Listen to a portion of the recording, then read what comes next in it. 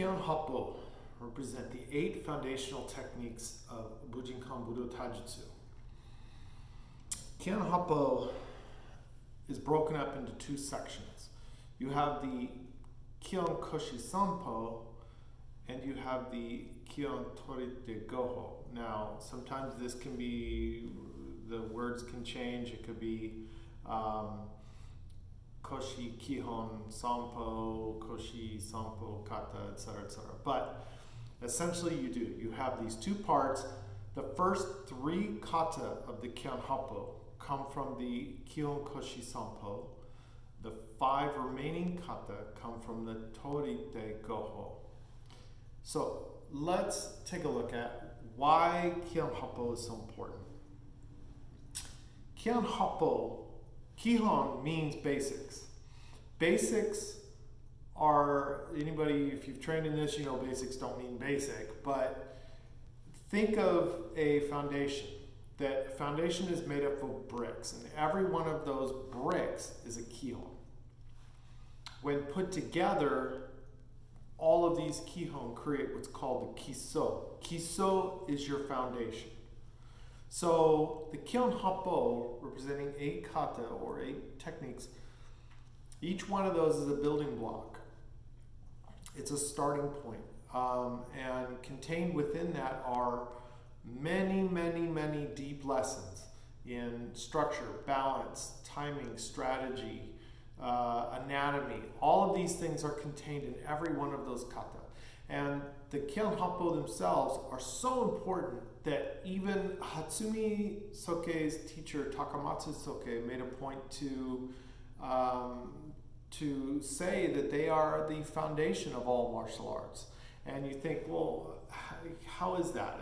It's 8 techniques. There are many martial arts. How can this really be the foundation? If you really study these and you really look deeply into what their strategies are, what they're trying to teach you, you start to see things that really, you can see this in other arts. You can see the same thing. And so this is what I think he means. Of course, I'm not at the level of Soke, so, but in my opinion, I do believe that this is true. So the word Kihon represents your building block. And any castle is set upon its foundation, but no matter how big and grand the castle is, it's only going to be as structurally sound and impenetrable as the weakest brick in that foundation. Back in history, the ninja would probe the castle and they would look for weaknesses in the foundation. And they actually had things like kunai and other types of tools and strategies and stuff to find and pry out the weakest brick from that foundation and to create a space that they could then dig and dig and dig and dig and gain access. You can also plant explosives. You can do other things in there to bring this castle down. So your training is your castle. So you need to approach your Kihon the same way. Your Kihon Happo, your Kihon, your building blocks. So the Kihon Happo, Happo meaning 8 principles. It's not Hajutsu. Jutsu means technique or art, but Happo would be 8 strategies or principles, that type of meaning. So it goes beyond just the limits of the technique. And this is why I believe that Takamatsu Soke said what he said, because when you look at these things from a bigger perspective, you start to see the universal application, the universal lessons that are contained. So, Kihon Happo, 8 basics, 8 principles or 8 principal basics. The Kihon Koshi Sanpo, the first 3, in a very basic level, represent striking. But it's more than that. You want to look at it in terms of how you receive an attack and how you counter and deliver a counter. So essentially there are 3 parts. You receive, then you transition, then you deliver. And this is the important part, is that How you receive is what's going to allow you to continue with the next part. Because just like how I talked about the importance of the number 3, every Kihon kata, every basic kata has 3 parts.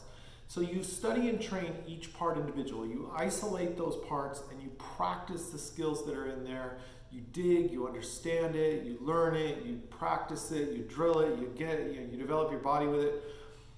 And once you get those 3 parts and you start to put it, then you start to put it together and you look for the transition, that thing that links them together.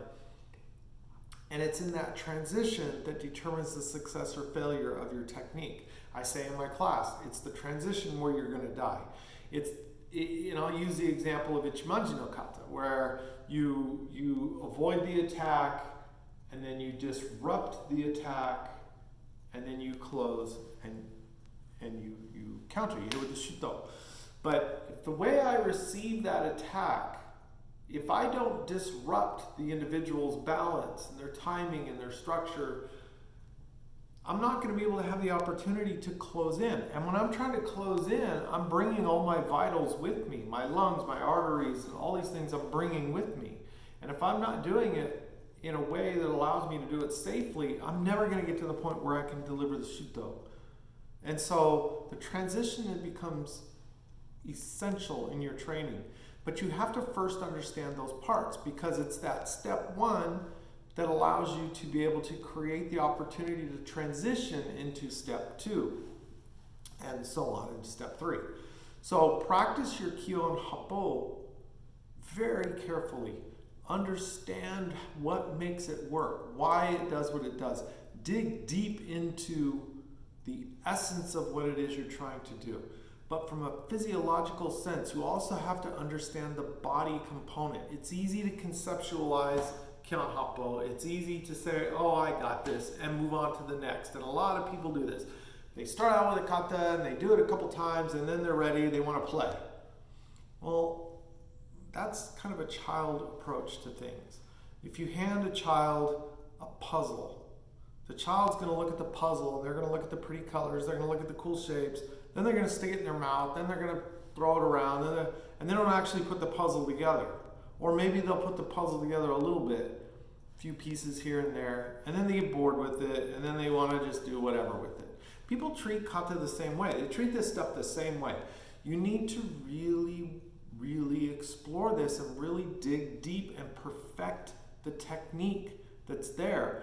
Because not only are you understanding it from a technical point of view, you're also developing your body.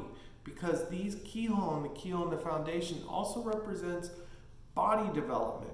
You're developing the ligaments and tendons in your body. You're developing the muscles. You're developing an understanding of your own balance and your own structure. All these things also come into play. And so when you practice these things, you want to also look at it as it is a physical training exercise as well. So get your positions low. It has to be uncomfortably low, to the point where your structure is not, it's difficult to hold correct structure, because that's the only way that you're going to improve the physical body behind it. Learn to move in a way that economizes your motion, that you're not pushing off the ground to try to transfer, but understanding how kinetics work and how to create natural motion to bring yourself from point A to point B.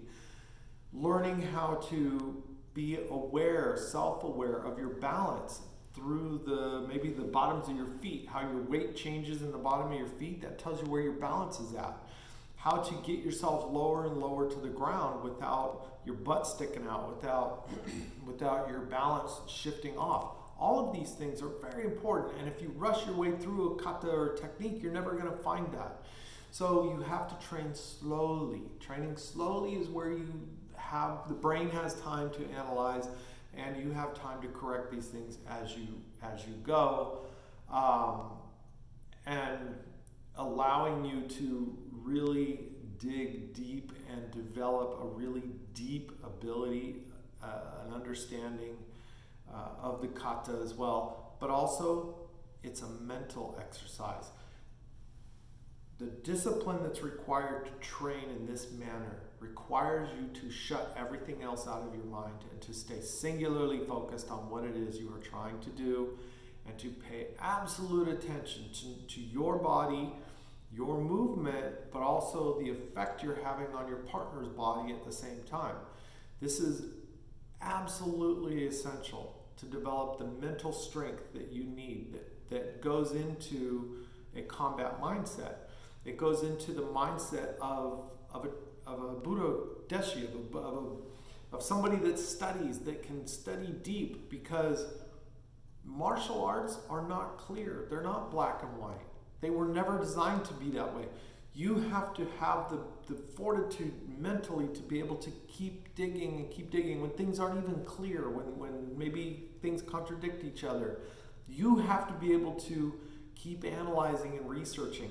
And whenever you make a conclusion, you're going to be challenged on that conclusion. So you have to have patience. You have to have that honesty of yourself, that you don't totally know everything, and that the more you learn, the more you realize you don't know.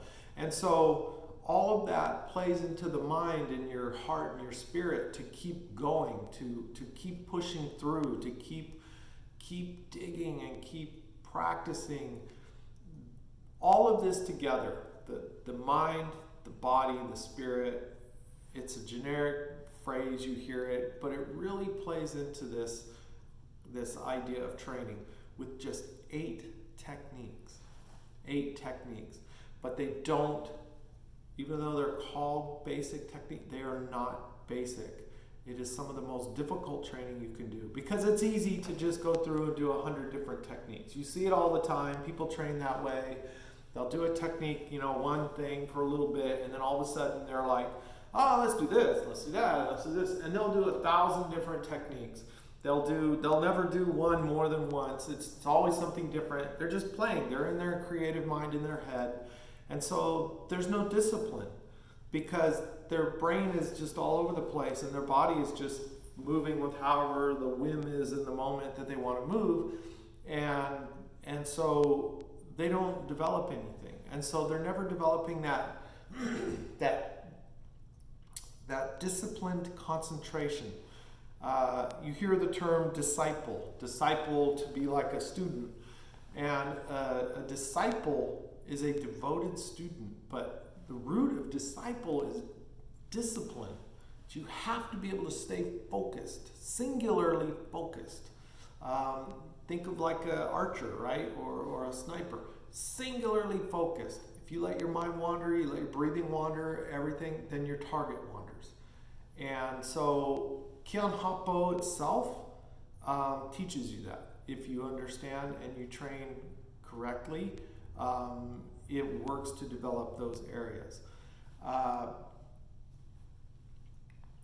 Kihon Happo themselves have changed. We have the Motogata, which is from Gyokuru, and then we have what's known as Kihon Happo in the Tenshi-jin. So there is a difference in that the Kihon Happo in the Tenshi-jin have a few different techniques, and they've changed throughout the decades as Hatsumi Soke has kind of changed the Tenshi-jin and what he wants in it.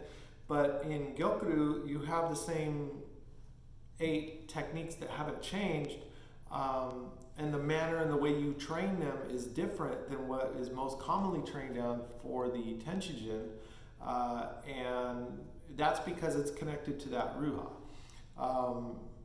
So there is a difference, and so don't let yourself get confused. It's okay to practice Tenshi-jin, Kihon Happo, and it's okay to practice Gyokuru, Motogata, or Kihon Happo, but just know that there is a difference. The Kihon Koshi Sanpo, representing the 3 striking kata, it's important to understand this term koshi. Sanpo, 3 methods or strategies, or 3 principles. But koshi itself is interesting because shi meaning finger, so koshi relates to koshijutsu. And koshijutsu, without going real deep into it, but koshijutsu to be like a strategy of piercing, like you think of like a spear tip or a sword tip, or the tip of your fingers, etc., to pierce. But the way I like to think of it is that it doesn't really have so much to do with the physical object as it has to do with the strategy of piercing the opening. You're piercing through the gap in the armor. You're piercing through that break in timing, that blip in the second. And you, in order to move in such a small space of time or distance or physical space, you have to be small. And so to train correctly in Koshi-sanpo, to be able to train correctly with that, is you have to be small in your presence and small in your movement so that you can get into that. So in my next videos, when I actually go into the individual kata themselves, you will see this.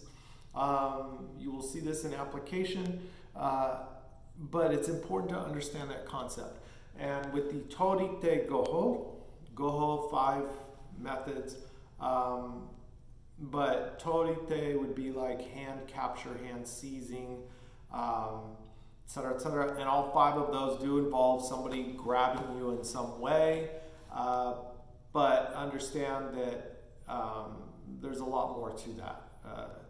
It has to do with the leveraging and balance and structure, et cetera, in a grappling kind of relationship, whereas Koshi-sanpo pertains more into the receiving strikes and delivering strikes. But they're certainly not limited to that. But that is a wrap-up of Kihon Happo in concept.